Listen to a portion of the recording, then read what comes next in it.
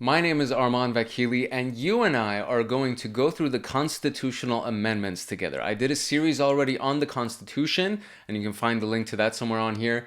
And if you haven't read through the Constitution, I would recommend you go through it. It's a very enlightening experience. And the reason that we're doing this mainly is because if you're a citizen in the States or a resident, and you kind of want to know what you can do and you can't do, what the rules and regulations of the United States are. That's basically what the Constitution and the amendments are.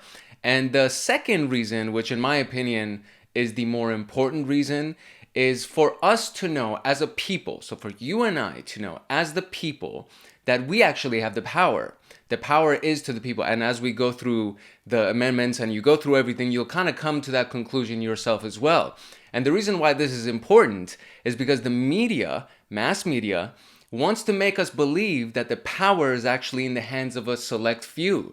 And they demonize these people by, saying the rich people are bad or the government officials are bad, whatever side you're on doesn't really matter, right? They do these things because they want our eyeballs, because it's very fun for us to watch these kinds of things and we get distracted. And through the process, we also forget that we actually have the power. It's not these people that have the power. These people are at our service, right?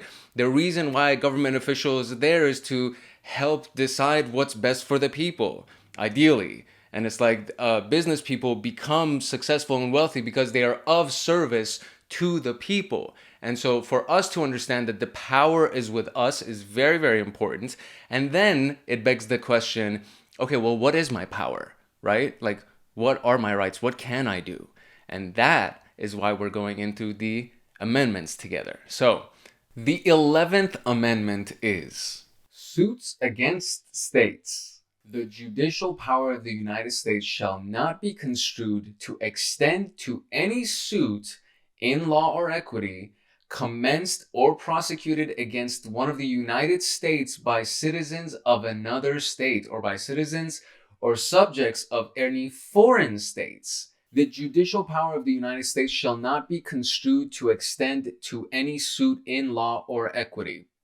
So the judicial power of the United States, the judgment section with the judges and the Supreme Court, etc., the courts, shall not be construed to extend to any suit in law or equity, so in any suit commenced or prosecuted against one of the United States by citizens of another state or by citizens of the subjects of any foreign state. So the foreign state part I can understand, right? So the judicial power of the United States can't be used by a foreign state to prosecute another state, right?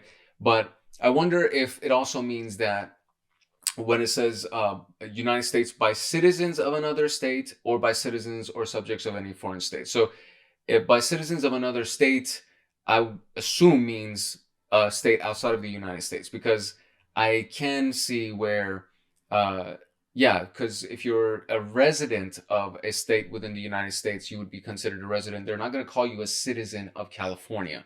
You're a resident of California, you're a citizen of the United States. So that's what I believe. Yeah, specifically, this is what I mean. I think this is, and again, the comment section is open. Okay, come for me if you're more than welcome to correct me if I'm wrong. But I do believe that the correct interpretation of this is that the judicial power of the United States. So you can't use the U.S. courts against the U.S. if you are a citizen of another country or the subject of any foreign state. So you can't use our own judicial system against us, silly. So it makes sense. I understand why this is like this. Anyway, so Amendment 11.